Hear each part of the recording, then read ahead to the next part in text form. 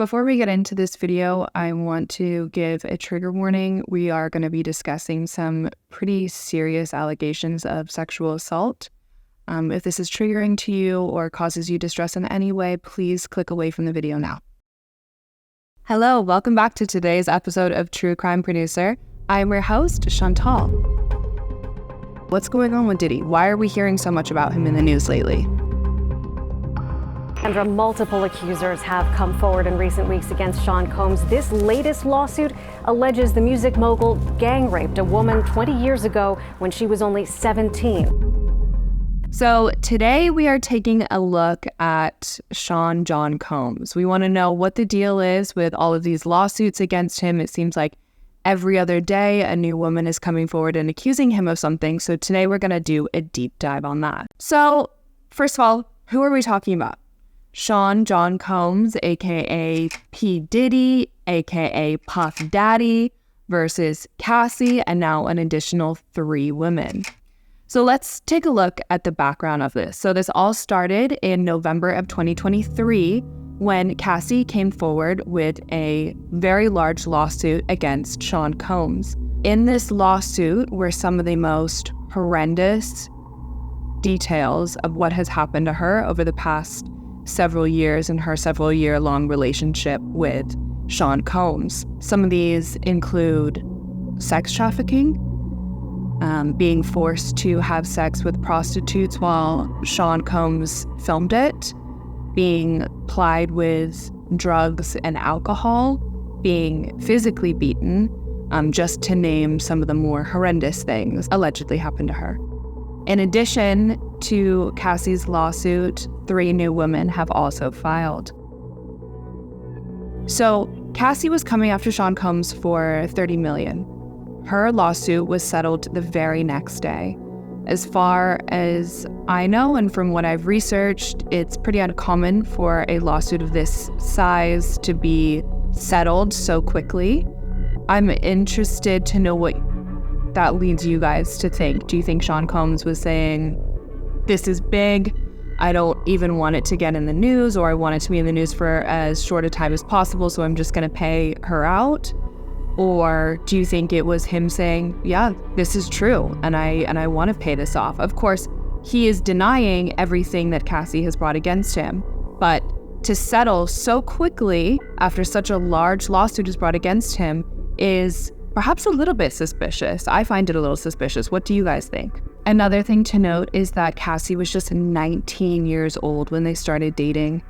Of course, this is legal age, but undeniably she's incredibly young. 19 is such a young age, especially to be going through such horrendous things as she's detailed in this lawsuit. However, it's come out as of yesterday that she is not the youngest one of his victims. A 17-year-old girl who is identifying as Jane Doe has come forward and detailed some equally horrific things that happened to her at the hands of not just Sean Combs, but also the head of his entertainment company named Harvey Pierre and a third unnamed assailant. What this young girl describes is being plied with drugs and being taken to Sean Combs' record company, where she was then forced to do sexual acts while coming in and out of consciousness. We used to have these bottles, right? And on this bottle, they be regular Moet bottles. On them bottles right there, they've been to have something to make the girls be real slippery and all of this kind of stuff.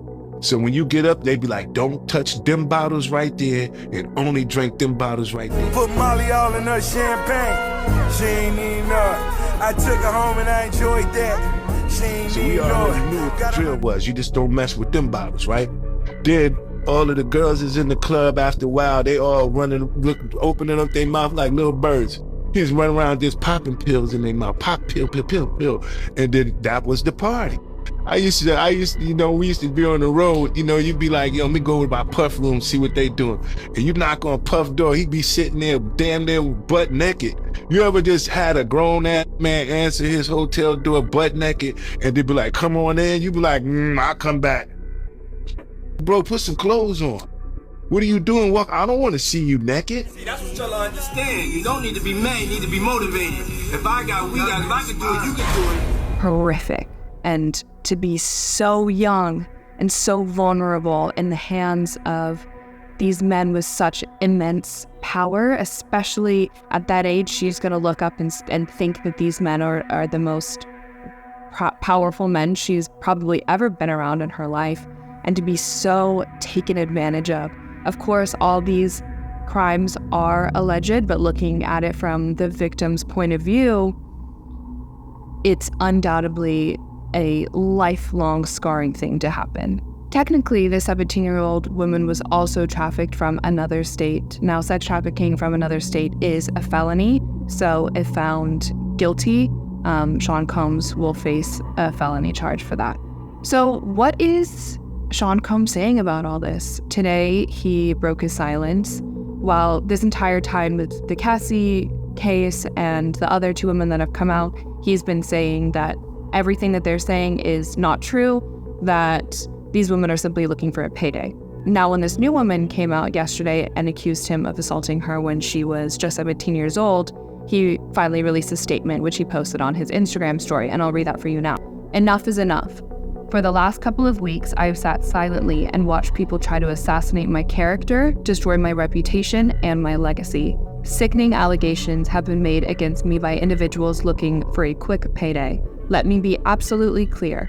I did not do any of the awful things being alleged. I will fight for my name, my family, and for the truth.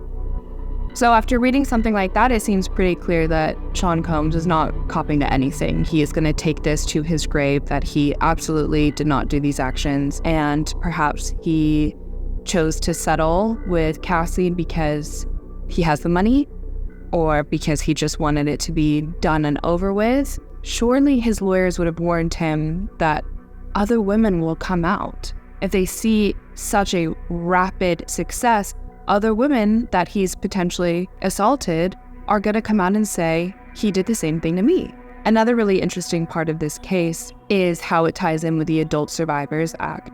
So in November of 2022, a new law went into effect, essentially saying that for the next year, the statute of limitations in New York City is going to be released. Women who were sexually assaulted, would be able to come forward and share their story and bring lawsuits against their assailants, regardless of when it happened.